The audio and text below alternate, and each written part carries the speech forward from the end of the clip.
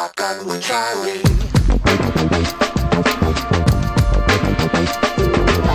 Riding shotgun refers to the practice of sitting next to the driver in a moving vehicle.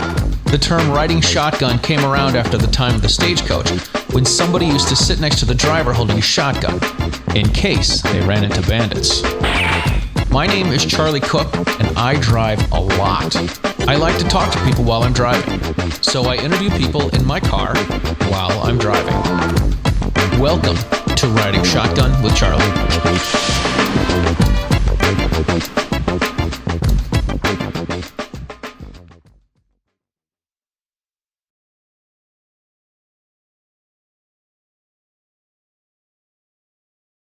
All right, before we start this episode of Riding Shotgun with Charlie, I want to say thank you to everyone that is watching the show. If you are new here, please hit subscribe and like and share and hit the notification bell and all that sort of stuff, because I put the shows out, I send them out, and I hope that my people, my tribe, my folks here, I hope you guys share the show with your friends so that we get the stagecoach across America. We're glad you guys are here. We thank you for watching. All right, welcome to this episode of Riding Shotgun with Charlie. Today we are in the home state of Massachusetts, and I have with me Kerrie Ann Auclair, number 139. 139. And I have with me Renee Gagne. It is so good to finally have you on the show. Thank I know you. I haven't had you on the show by yourself yet, but you're like a busy gal that goes out and like fishes and stuff. Yeah. But I have time for you, Charlie. Next time, we can go to Rhode Island. I can show you some really awesome We'll go to spots. Rhode Island. Okay. I see all the fish stuff that you and your fiance do, and I am not a fish guy. No? Which way are we going? Left. I'm not a fish guy. I hate to admit this, but I was smacked with a fish when I was a kid. So I have a Salt water phobia of or fish. fresh water? Left. Does it really matter? Left. Well, usually the saltwater fish are bigger. So Look, I was like 3. It was probably a fish this big. okay, you were 3. Take a right here. I hold it against all fish. I hate going to the aquarium. I don't eat fish. Oh my I don't go God. fishing. That devastating. What I like about fishing is what I like about golfing, and that is smoking cigars. Yeah, I don't fish, but you do. Yeah, I do. Yeah, like I mean, big we fish. shot. Yeah, so. Like a boat. I was really excited to go out with the guys when they were tuna fishing this summer, bluefin fishing. Commercial guys took me out. Mm-hmm. First time they ever let a woman on the boat. So right away I was like, holy moly. Right. They said if you get sick, too bad. If you don't like it, you're bored, you hurt yourself, too bad. I mean, many things have happened to me out there. I tore my ACL out there, and you just sounds dangerous, man. Yeah, you just, well, it had nothing to do with fishing. I just have no balance and stepped wrong and tore my ACL. But it's rough out there.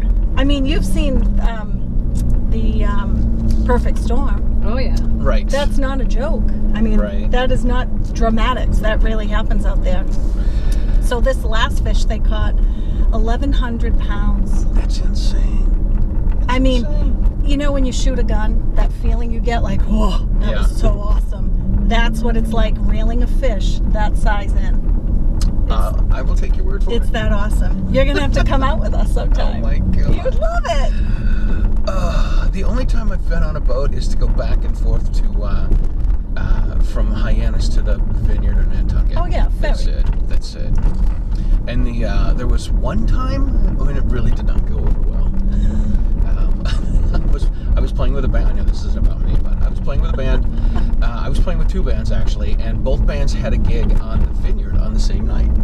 So one band, of course, I made money with, and the other band I enjoyed, I had fun with. And one was a Motown disco funk band, and the other was a ska band. So the ska band was playing at like the Chicken Shack, and the other band was playing at a private party. So I went, obviously where the money was. I went and did that gig. That's where that's work. And then we went to a party, and I may have been over self-served. And And I got on the boat the next day, and I didn't think things through very well. So I had a pair of shorts. I didn't bring extra shoes. All I had were cowboy boots.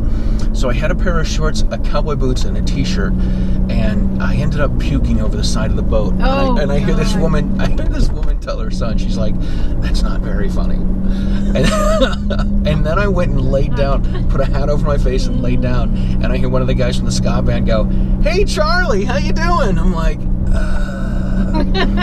and yeah. So you pair that with getting slapped with a fish, and you're not a marine. You're guy. scarred for life. Look, there's things that are living in the ocean that we do not need to know anything about. Yeah. And that will eat you. So. That's true. That That's is very true. Anyway, That's very true. So we're here with you gals. You guys are both. That's Kerrie's house we're passing. Oh, great. Look at that. We don't have the hood cam on, so There that's she is. Oh, good. That's good. So That's all good. the- So all no the one knows magic where I happens. live. That's awesome. Perfect. Thank you. All right. So you gals, you guys are both DC Project gals, which is awesome. I've got a special logo that I put on my show with a teal version of my logo that I put on for the DC nice. Project gals. Yes, and you guys have. You guys are the not sisters in direct- arms. Yeah, besides the sister in arms, what's the other thing I'm thinking of? Armed Women of America? Women of America. You guys Yeah. have that. You're teaching women in Massachusetts how to be safe with firearms, and you guys have the Sister in Arms new TV show. Yes. You guys have a lot of stuff going on. Yes. Yep. We do. All right. So, how did all this get started? yeah, so it all started with this one in the back. Hi. So we started going to the range when we got licensed, Mhm. and we found it very uncomfortable because we were surrounded by men, and we felt, not that we don't like men, we love men, but I just want to preface that. Right. And a lot of the men weren't there to help us shoot. They were more there, like, to get our number and take us out on a Friday night type of thing. Sure. And it stunk. We just wanted to learn. We really were really super excited about learning, and that was just getting in our way of learning. So a lot of girls were saying the same thing to us. I want to practice, but I go and I get all these guys. So we named them Flock of Seagulls. A flock of seagulls are men that aren't really there to help you. They're just Right. there to get your number. So we call those people Flock of Seagulls. So Gotcha. Kerrie and I decided, well, Kerrie did, and I tagged along with her, to start a chapter in Massachusetts, the Armed Women of America. Mhm. There are the well-armed woman way back. Yeah, the well-armed women back a couple years ago. Yeah. And it changed to Armed Women of America. There are now about 330 chapters all over the nation, and Wow. Kerrie started the first one. That is so Yeah. cool. That Yeah. is so cool. Now, did you guys grow up? Did you grow up shooting or hunting or anything like this? No, I never No? had a gun. My dad was in the military. Everyone in my family was in the military. All the men in my family had guns. They hunted.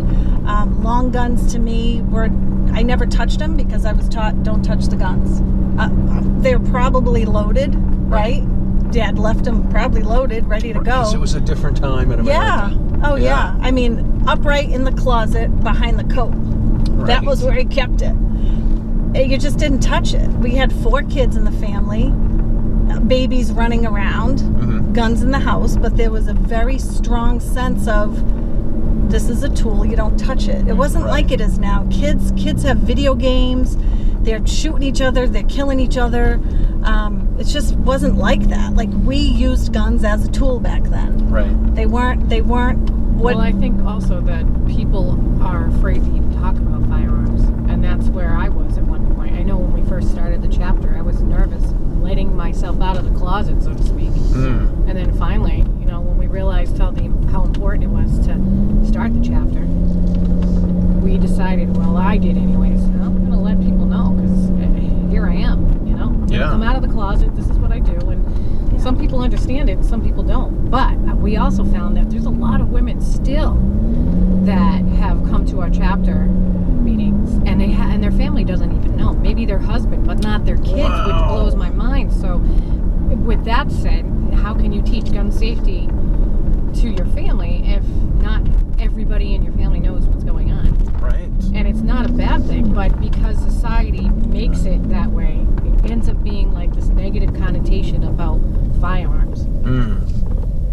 Yeah, it's always freaky to me when you know, I've been teaching classes for a long time, and plenty of guys come in and you know, they're like, hey, you know, I got my hot wife, I got my beautiful kids, we got a wonderful house, we're living our American dream, I want to buy a gun to be able to protect everybody, but I'm not going to tell my wife. I'm not going to show the kids. I'm like, you had me until the end, dude. I know. Like, I was married once. You know, you have to tell your wife at some point. Yeah, that's a big deal. It is. That's not like, you know, you don't floss your teeth. You know, this is like a big deal. This is a big deal. For many reasons. If you, for some god-awful reason, had a home invasion, someone broke into your house, you would want to let your wife know what the plan is. So in other words, you've never even discussed an action plan. A home protection plan. You've never discussed it, because if you did, that would most likely be part of it. Sure. And everybody has to be part of the fire drill. And she could be advantageous to that plan if you filled her in on it. So it's a definite disservice to the family by keeping quiet. I think it's a disservice to everybody, because the more you keep it quiet, the more it ends up being like this thing. And Right, it's not it becomes a thing. taboo. It's a taboo thing. It's Right. not. There's so many reasons to why you want a firearm, and we have many reasons to why women join the chapter, to become their own first responders or become responsible gun owners, whatever it may be. That you could just want it for self-protection, home protection. Maybe they hunt. Maybe they just like to go out and do competition. Whatever it may just be. target. It's target practice. Yeah, Maybe they just like to collect guns. Yep. I mean, there's several reasons. Yeah. It's funny to me when women, you know, get into this, they're all under the assumption that people only have guns to protect themselves. Right. You know, and because that's what the media makes it look like. You're out running crazy with your guns, right? And people are getting shot and people are dying. But the reality is, most of us will never shoot anyone. Most the law-abiding citizens will never draw their gun and shoot someone, statistically speaking, right? Yes, absolutely. I've talked to my anti-gun friends, and they're like, "What, are you going to shoot someone because they parked too close to you and dented your car?" Well, that's the stupid mentality. Right, and I'm like, you might not be smart enough to have a gun yourself. Right. But that comes down to training and practicing and knowing the laws, right? Which is extremely important. You know, it's not my just God, like get a license and be like, okay, I got a license, gonna put it on my hip, and anybody makes me mad, I'm gonna use it. No, Yeah, no, it's not for that. And a lot of people don't think that way, but some people do, and that's because they're just not educated enough to understand. So that's why Renee and I are so like we this sign. Oh my God. Should we get a picture of that? Yes! We kind of should. I kind of took you this way for a reason. Oh, I forgot about that sign. That is so funny. So this is Berkeley. See, we try not to be political on our show, but this is Charlie's show. This is Charlie's show. And I like to yeah, it's Charlie's show and nobody watches it. All right, we're getting a selfie. We'll be back. You'll get to see what this is.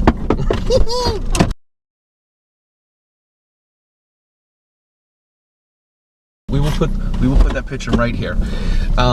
Sorry. So when ladies join.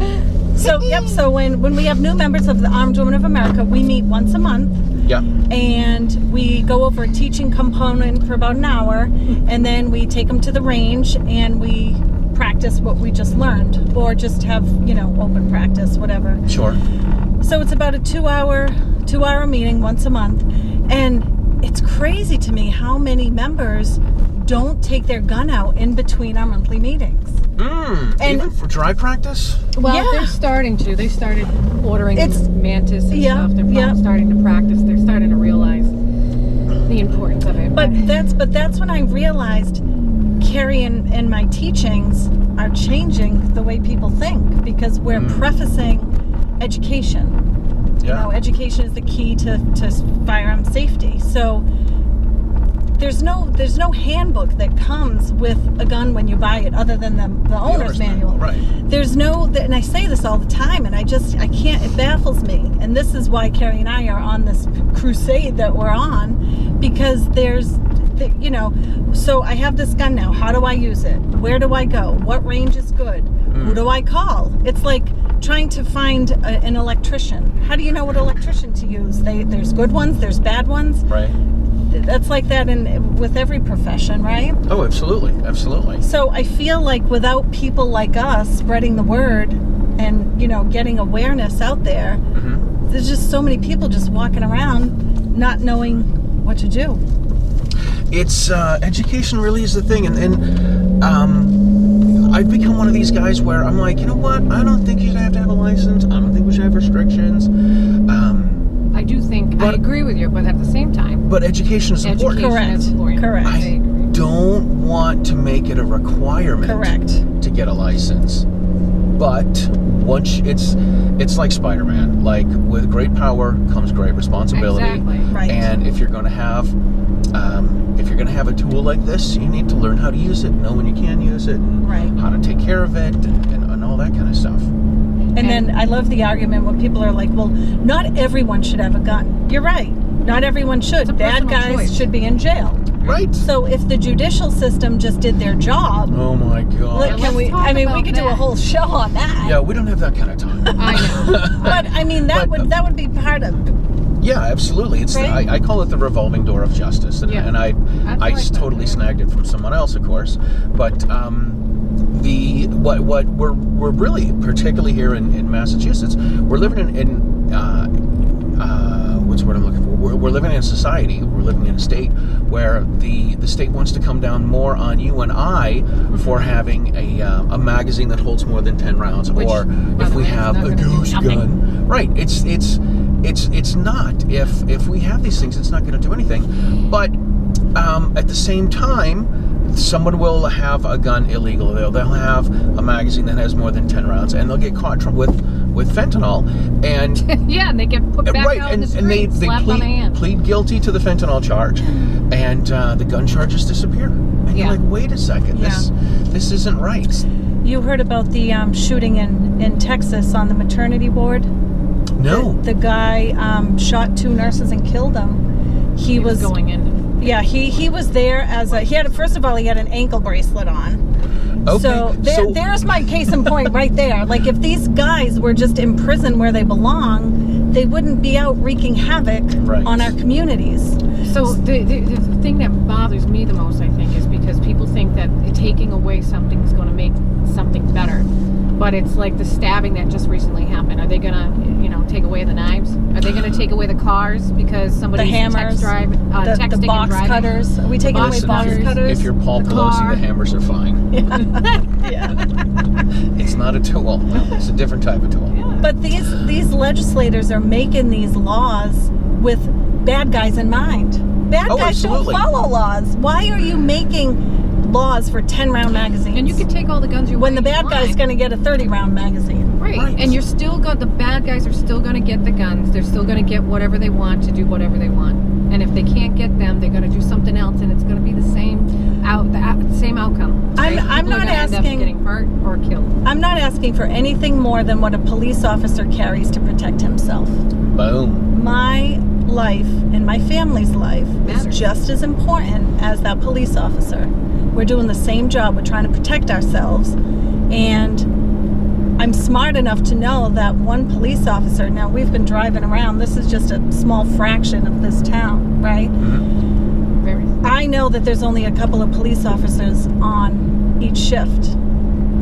They can't be everywhere all the time. They're not going to be everywhere. Yeah, they're not. So you have to be your own first responder and understand what that means. A 12-minute response time, or 15 sometimes, is just too long to be having bad things happen to you. I tell people 14 minutes is listening to Stairway to Heaven twice. Yeah. Can you imagine being that's a good analogy. Abused, right? We think Stairway assaulted. to Heaven. We think Stairway to Heaven's a long song, right? But play it twice, and that's how long it's going to take for the police to get there. And it's not an anti-police thing. It's the reality of, if you're lucky, they're there in 14 minutes. They call that the average time, because sometimes it takes less, and sometimes it takes more. Right. And you know what I think is really cool with the chapter that we do is, and this is why we're doing the show Sisters in Arms, is because we're wanting to show the public and the community what firearm ownership looks like. Because we have an 80-year-old, a 70-year-old, we have a 30-year-old, we have a 20-year-old. We have so many different age groups that want to protect themselves and different reasons to why. it's just amazing. So when we did the show, we want to just, it means a lot to us to be able to be a resource to the community for those that are in fact 2A supporters, Second Amendment supporters, or for those that are not understanding what we're doing and why, but they have a safe place to send an, email us a question or ask us why. We want to be that handbook that you don't get when you buy your gun. Yeah. We want to be that resource, and we don't have all the answers, but we know people that do. Oh, yeah. John Green was on our show a couple weeks Love ago. me some Dr. Green. Oh my gosh. Dr. Green. Dr. Green. Call him Dr. He Green. totally is. He's the gun god. Ask him a question about law. He rattles it off like we're having a conversation. 139 right now. lowercase e. Right. That's F. Right? Subsection. And usually when I'm looking at him, my jaw is just, he's probably looking at me like, why do you drool? What's the matter with you? And it's just like, it's staggering how much information this man can just pull out of his brain. He does it every day, and that's his, he lives, crazy. breathes, eats it, Yeah. So Thank God for gold. we did the chapter for a few years through a pandemic, through a range change. We moved from Taunton to Mansfield. Our membership kept growing. That's awesome. I mean, that's how you know that this is a necessary. yeah. There's a population out there that needs this service. Yeah. And it's not like we're trying to be sexist, but some of the women that come to us are domestic violence survivors, Sure. and may not feel comfortable having a man with standing so closely next to them in a bay trying to help them shoot. That's the thing. A lot of these women got the gun because of something that was done to them. So for them to be up close and personal with someone, it just triggers all this stuff. But and it's unfortunate too, because I think they got the gun because something happened, and we want to be able to give the community the understanding of that you don't have to have something happen to you to get a firearm. The firearm is just the last resort, but before that, it comes down to situational awareness, and that's a key element too, to make sure you got a personal protection plan in place. That's right. Yeah. Yeah. Absolutely. So we did that for a few years, and then this bird decides we should really start advocating more.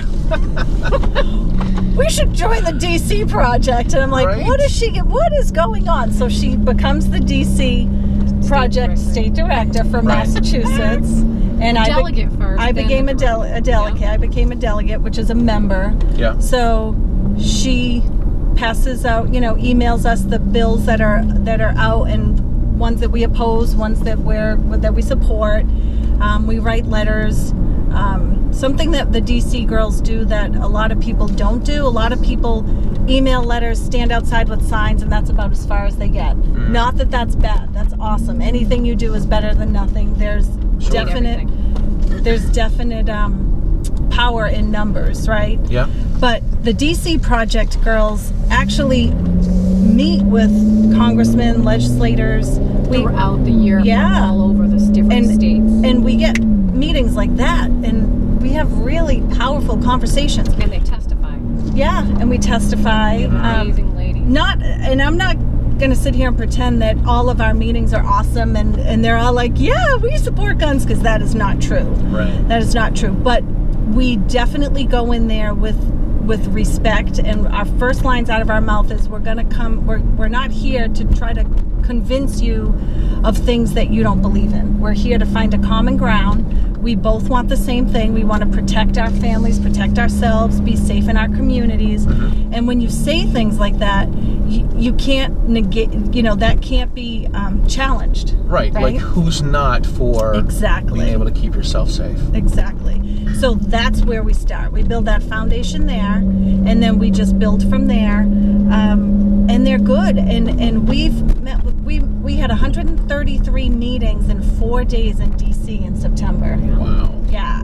So it was awesome. Most people already know what the DC project is, but for those that are just hopping on and learning about it, it's a nationwide organization of women that safeguard our Second Amendment. We have one state director pretty much in every state, and throughout the year we have a bunch of ladies that go to DC and testify because they have compelling stories, and then everybody at home in their home states, like Rhode Island is Miss Renee's Miss Rhode Island, and I'm Massachusetts, and throughout the with the legislators at our hometowns or our home states. So we try to build a group of women members or delegates to join us to try to help us. Yes, I actually looked up today because every day the data is changing. I wanted to see how many openings we had for state leaders, state directors. We do not have that many. I think there's like 4. I think there's like 4. Yep. So I reached out to the founder, Diana Muller, and I'm just trying to find that email. Bum, bum, Bum, bum, bum, bum, bum. bum, bum, bum. Here we go. It looks like we have Maine, North Dakota, Tennessee, and Indiana. Those are Possibly states Indiana. where you need. Those are the ones that we need So if you're to here, build watching teams. us, So if there's listening. anyone out there listening, if you live Right. in any of those states Yep. and want to get an advocacy group together, it's free. It's awesome. The And they do camaraderie training is once a amazing. year. We go to DC once. We went in September and it was amazing. What do we have? 133 meetings. Yep. Yep. Yep. That's 4 incredible. days. We had a rally. We had a 2A caucus, Second Amendment caucus. Oh my God, we met. Yeah. Massey was there. Senator Massey. Yeah. Yeah, Who he's else a was good there? Oh gosh, there was so many people there. I can't Yeah. even. It was It's just awesome. a lot of amazing folks. Dick Heller. Yep, Dick Keller. That's right, Dick Keller. Did you interview them? at all? I have not had Mr. Heller on Oh, the show. can you please have Mr. Heller? He's a heck of a man. He is a hoot. He's a hoot. He's a hoot. We're driving by Duncan here. Do you want to stop? Yes. All right. Because Massachusetts Of course, lives we're- on Duncan. We're in the Commonwealth, so we have to. Coming in harder fast. So I spent a little time, approximately 4 years in Tucson, Arizona. There's not a Dunkin' there. I believe it. There's not a Dunkin'. They don't know what coffee milk is.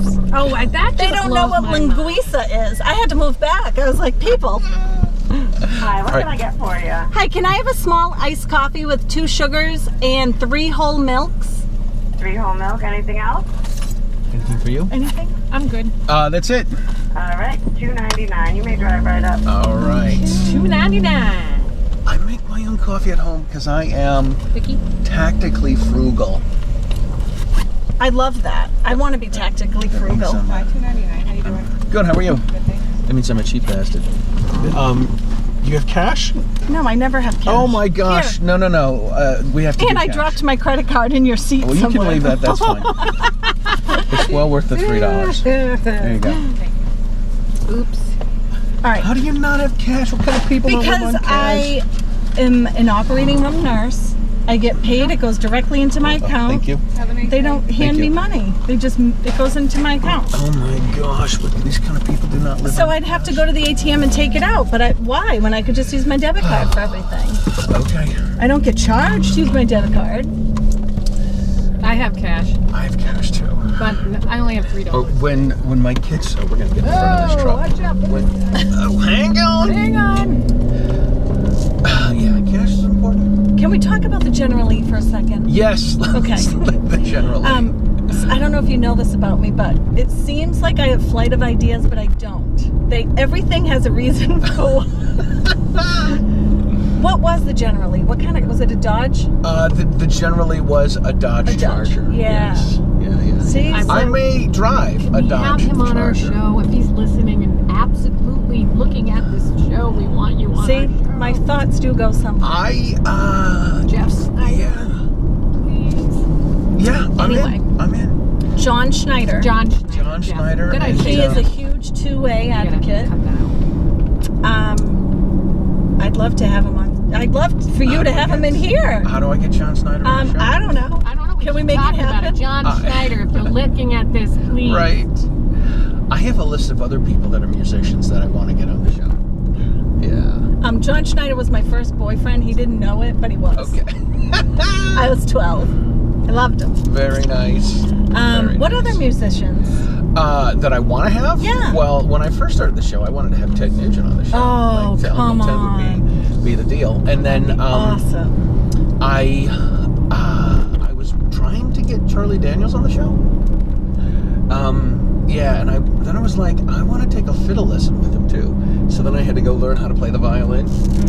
That didn't work out really well. But and then he, when I finally got the Stones to call his lady and ask him, and it was like June of 2019. Yeah. And they're like, well, maybe when things slow down for him. And I'm like, They're he's never gonna slow 81. down. They're never He's gonna 81. slow down. When's he Right. slowing down? And then the following year he passed away. So that's when I reached out to Ted Nugent.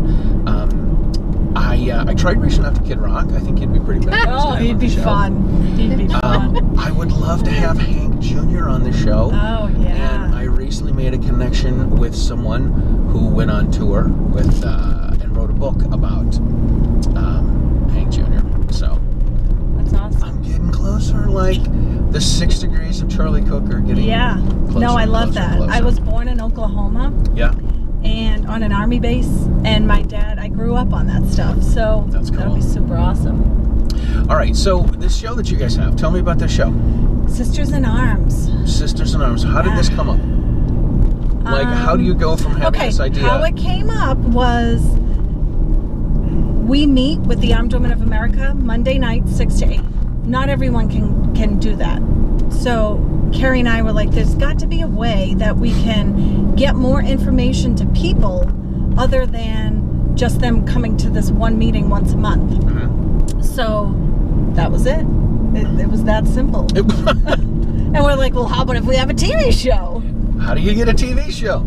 How we get a TV show is we end up in the newspaper shooting guns, front page of the paper, girls and guns. People seem to like it. Right. And so we get a call from one of the directors of the show TCAM that we do our show at, and his name is Pete Mazzone. TCAM stands for Taunton Community Access Channel. All right. TV. You guys are like Wayne's World with guns? Right. So Pete reached out to us and said, hey, my wife, who scouts all the talent for us, wanted me to interview you on my show. And that's how we met Pete. So we were on his show. Pete on the street, right? Pete on the street.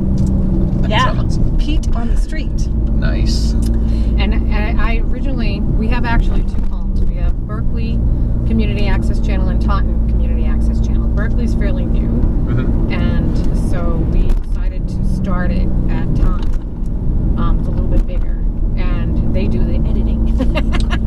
Yeah, let me Taunton tell does the you, editing. It's having beautiful. someone to do editing would be really nice, but I don't know because I do all my editing. So I'm like the Jackie time for- Chan. Yeah. I do my own stunts. Yeah. So you're going to be on our show today. Oh my God. So this is not quite what you guys led me on to believe. Yeah. Surprise! Surprise. Okay. I'm in. You have to be in because we set the studio up. We have a Christmas tree with all 2A ornaments. Oh my we gosh. even have a surprise. We have a surprise for you. Because it was your birthday, and we know you don't want to talk about your birthday, so now we're going to be obnoxious and talk It's about your it. birthday. So I don't talk about it on Facebook, so you bring it up Yeah, on my so now YouTube it's on channel. YouTube, it's on Great. Facebook, it's going to be everywhere. I think it was Friday. His birthday was Friday. Yeah. Right? The day after Thanksgiving? You know, I used to like you. I used to like you, girl. So we go on, we're on the show, Pete on the Street. He does this fabulous show with us. He's wonderful. He adores us. He's adorable. And What's not to adore? so we're looking around the studio. Like, this is Kerrie and I. We're like, wow, we could have our own show. Bada bing, bada boom. There it is. Lo and behold. And the funny part is we were trying to come up with the name. Yeah. And so we had, I called one of the editors for the Taunton Gazette because I wanted him to interview us regarding the DC project. So I ran into him at the town hall. He said, sure. So we all went, we had an interview with him, and the article comes out. Okay. All right. The article comes out, and ironically, the name on the article was Sisters in Arms. And I called Renee, I'm like, there's our name! That's the name! We were trying to find the name, and it was meant to be. So, from there, Kerrie and I were talking about how the judicial system has more holes in it than Swiss cheese, how the mental health system is, second in line, Right. and how both of those systems, failing as they are causing all this havoc, right, in our communities. Yeah. Take the guns away, they're gonna find a box cutter, they're gonna find a knife, they're gonna find a mason hammer, they're gonna find there's always gonna be a tool that you can turn into a weapon. Yeah. So, where was I going with that? So this was the first show. This is why I can't wait this long for coffee. You said something about So this show got started, and this is what you wanted to talk about. mental health. You were talking about Mental health, judicial system. the newspaper, Sisters in Arms. Oh my gosh, there's something so much propping. I feel like we're playing like a charade game. Sounds like. So we wanted to be a Wait a minute, she remembered? Second Amendment resource for the communities of Massachusetts. Nice. That is the whole premise of our show. very cool. So And we have so many different ideas, and there's a couple things that actually just kind of happen to see. I think that with Renee and I, things just fall in our laps, and ideas just come to us, and it's not something that we are purposely thinking about. It just happens. It just happens, and all of a sudden it spiders into this, and then into that, into this, into that. And as we're starting the show, we're thinking of different ideas of different shows that we can do.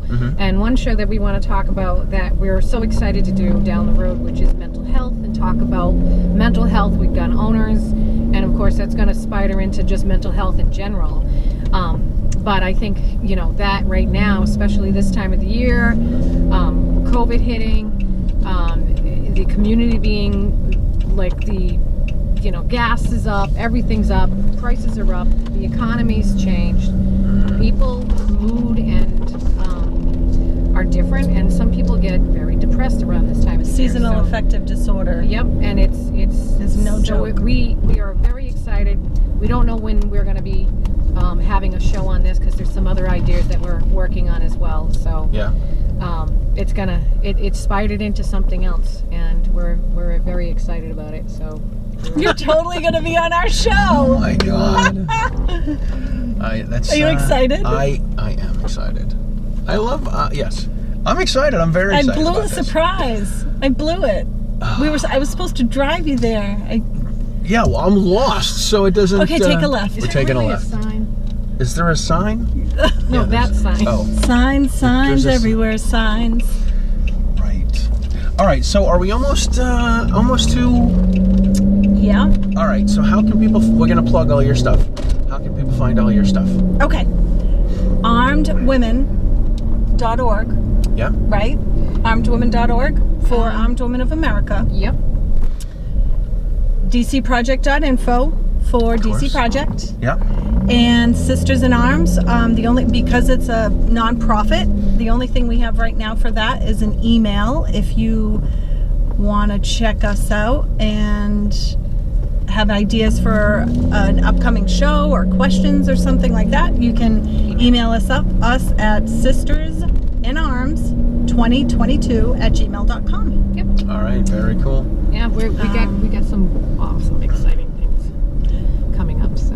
All right. We also have some traffic coming. All right, What are we can you doing? get in the left here? I can do anything. All right, can you take a left here? Is that a left where I can take? Yeah. Yeah, watch out for that guy. I've never I tried to. driven before. I know. I did. I wanted to keep you out of time. It's very that's scary. where the bakery is. That's where the bakery That's is. where the bakery is. Now people know where we're at. We're And there's near the also a bakery. dialysis center, so if you need that too, great. we're very diverse here in this town. We have Give it some everything. time.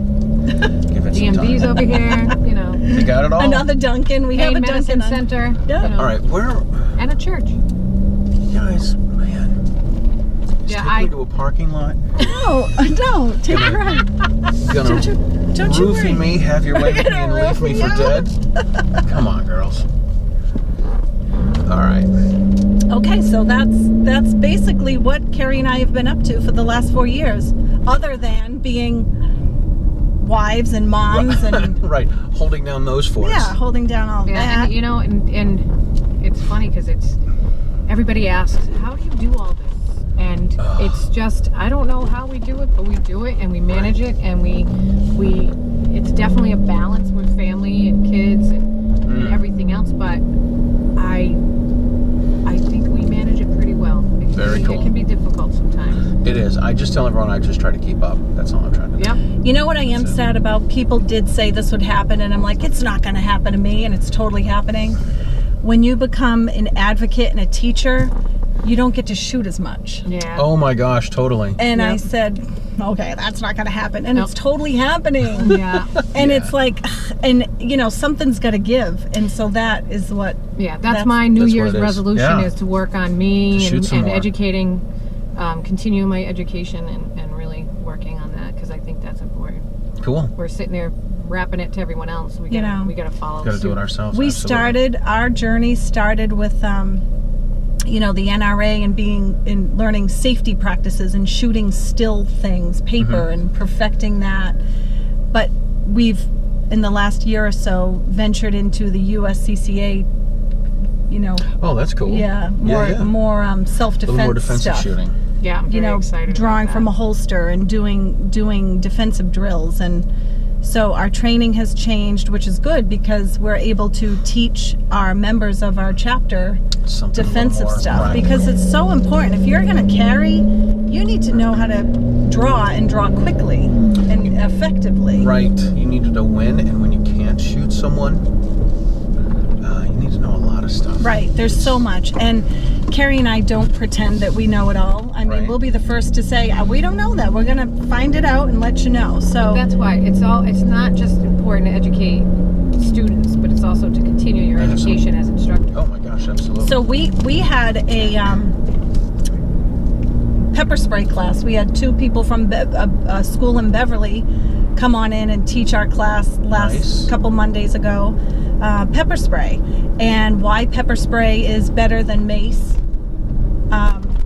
And the police officers are carrying pepper spray now instead of mace because of all the harm that was being done with mace. And pepper spray is just pepper. It's Now a food. you do It's a that spice. class, don't It's a you? 'Cause spice. I forgot. I do teach a pepper spray class. Yeah. I am certified to I teach didn't the know safety that of pepper about spray. you. I forgot all I about usually it. just put it until- behind my ears to try to pick up the chicks. Did you know that pepper oil helps with addiction? Really? Yes. I did not know which addiction. Any addiction. You really? Substance abuse. You mean Actually, the essential no, pepper oil? pepper we're talking. oil. Not Pepper oil. pepper spray. No, pepper. Okay. No, people, don't drink pepper spray. Let's make that Right. No, and pepper can't- oil. You can put it on your hot essential dogs, though. oil. Spritz it on your hot dogs. Yeah, it's a little spice. Yeah, I don't know what about it, but it does. I did It's not been know that. yeah.